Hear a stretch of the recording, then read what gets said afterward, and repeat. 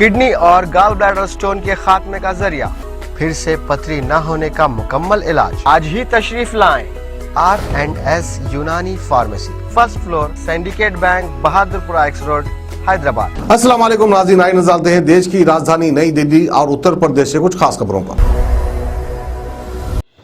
Delhi NCR की हवा को पराली के धुएं ने एक बार फिर बिगाड़ना शुरू कर दिया है। बीते 24 घंटे में राजधानी की हवा का AQI 93 अंक उछलकर 232 दर्ज किया गया है, जो कि खराब श्रेणी में माना जाता है। इससे एक दिन पहले ये 129 दर्ज किया गया था।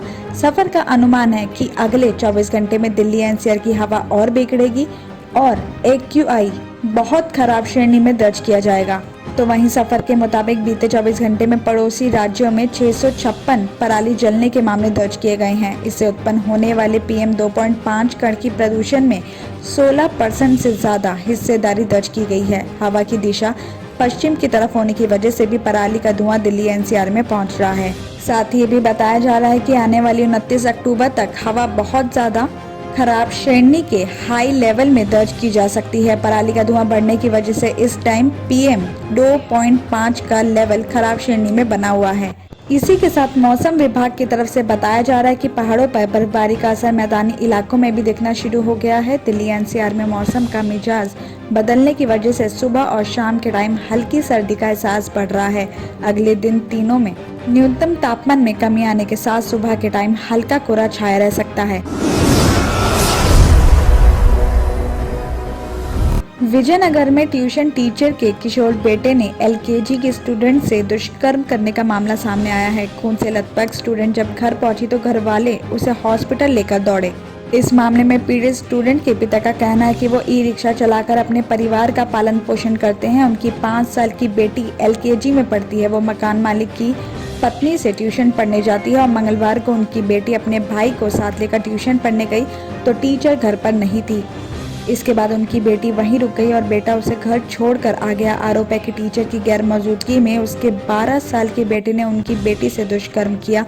खून से लथपथ जब बेटी घर पहुंची तो उसने अपने घर वालों को बताया। इसके बाद घर वाले उसे हॉस्पिटल लेकर पहुंचे। स्टूडेंट के पिता का आरोप है कि हॉस्पिटल में आरोपी पक्ष पहले से मौजूद था और उसने वहां पे इलाज का खर्च देने की बात कहते हुए मामले को रफा दफा करने का भी दबाव डाला। उन्होंने इस फैसले से इनकार कर दिया तो आरोपी पक्ष ने उनका मोबाइल छीन लिया और अभद्रता से बात करनी शुरू कर दी। हंगामे के बीच पीड़ित पक्ष ने पुलिस को खबर कर दी और पुलिस ने स्टूडेंट का मेडिकल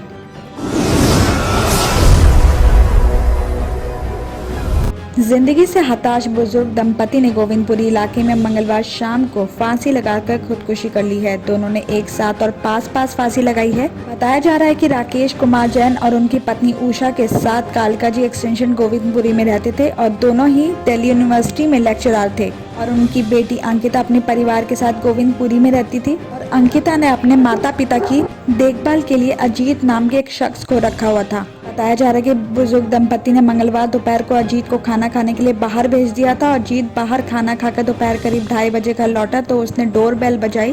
काफी देर डोरबेल बजाने के बाद दरवाजा नहीं खोला तो उसने इस बात की खबर अंकिता को दी। अंकिता और अजीत दरवाजा तोड़ने के बाद अंदर पहुंचे तो उन्होंने देखा कि जैन दंपति ने स्टील के पाइप के जरिए कपड़े से फांसी लगा रखी थी। इस बात की खबर पुलिस को दी गई और पुलिस को मौके पर टेबल पर रखे 2 सुसाइड नोट भी मिले हैं। सुसाइड नोट में लिखा है कि वो एक रोड एक्सीडेंट की वजह से स्पाइन इंजरी हो गई थी और करीब 9 महीने तक हॉस्पिटल में भी रहे थे। हॉस्पिटल में ठीक भी हो गए थे मगर कुछ टाइम के बाद फिर से उनको प्रॉब्लम होनी शुरू हो गई थी और साथ ही उनकी पत्नी को भी काफी चोटें आई थी जो काफी ज्यादा परेशान थी और कई ज्यादा फ्रैक्चर की वजह से वो बेड पर ही पड़े रहकर अपने जीवन से तंग आ गई थी। अपनी बीमारियों से बुजुर्ग दंपत्ति इतने ज्यादा परेशान हो गए थे कि उन्होंने फांसी लगाकर खुदकुशी कर ली।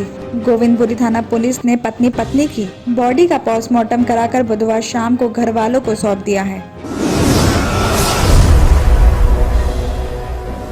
दिल्ली की खराब हवा को बेहतर करने के लिए दिल्ली सरकार पब्लिक ट्रांसपोर्ट के एरिया में बड़ा बदलाव करने जा रही है।